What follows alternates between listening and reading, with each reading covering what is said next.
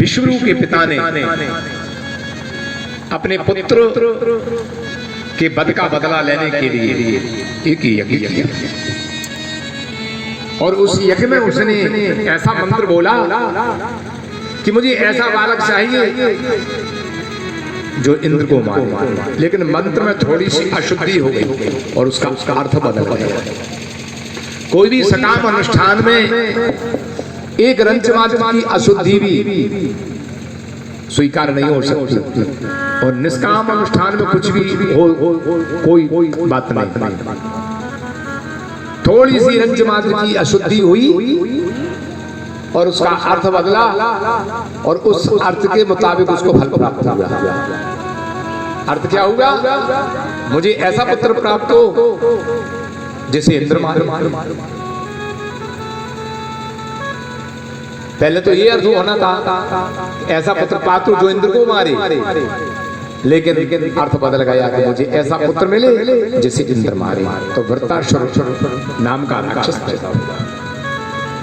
उस वृत्रासुर ने पूरे देवताओं पर चढ़ाई कर दी और तीनों लोगों का उसने हाहाकार मचा दिया। देवराज इंद्र ने सोचा कि अभी कैसे मारा जाएगा। तब ये निर्णय हुआ कि दधीच ऋषि के हड्डियों से वज्र बनेगा, तब इसका पता लगा।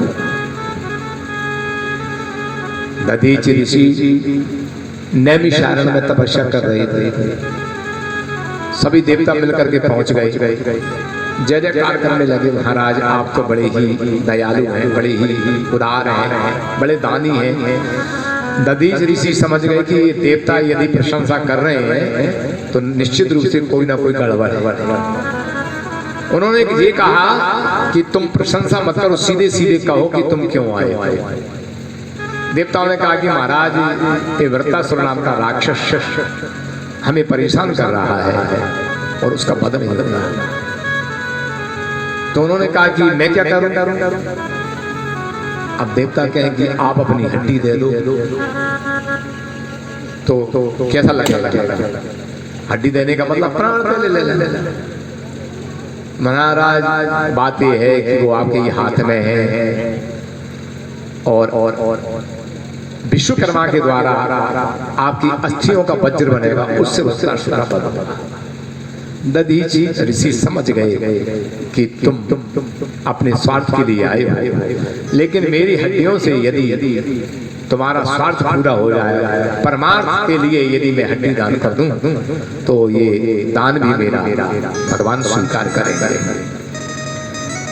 दधीच ऋषि ने कहा कि मैं पहले भारत के जितने भी तीर्थ हैं सब में स्नान करूंगा और सबका दर्शन करूंगा, इसके बाद मैं अपने हड्डियों को दान कर दूंगा।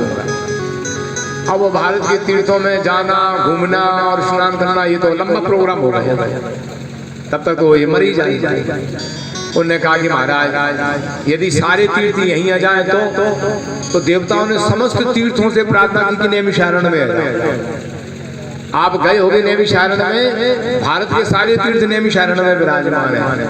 अयोध्या भी है, मथुरा है, काशी है, कांची है, द्वारिका है, सब पूरे नैमिषारण्य में तीर्थ विराजमान है।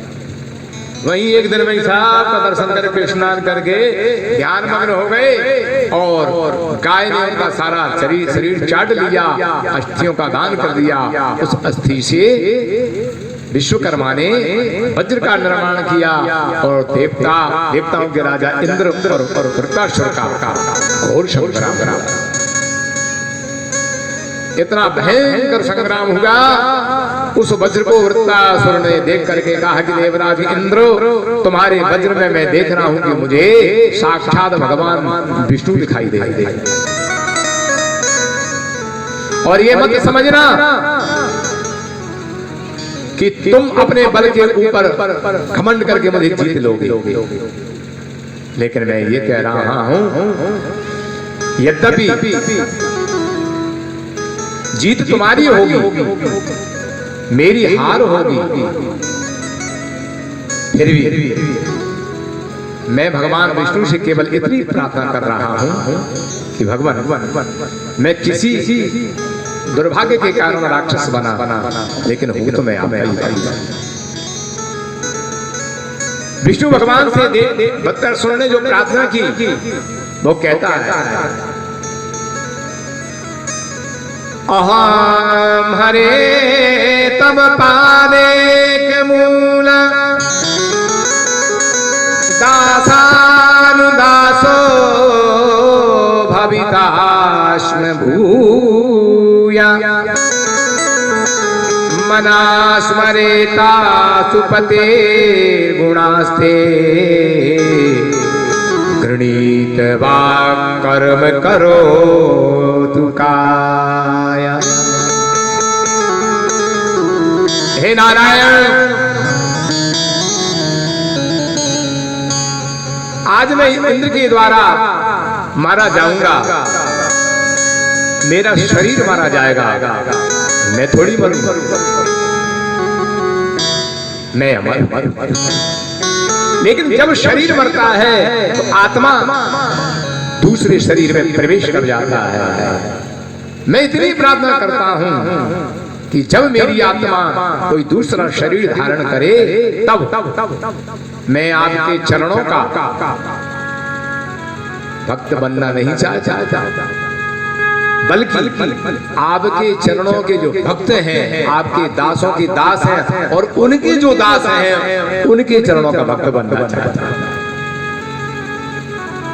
दासान, क्योंकि मेरी इतनी सामर्थ्य नहीं है कि मैं सीधे आपके चरणों पर पहुंच जाऊं। जो आपके चरणों की भक्ति करते हैं और उन भक्तों की भक्ति करने वाले जो भक्त हैं और उनकी भक्ति करने वाले जो जन हैं उनके चरणों की धूल बनी।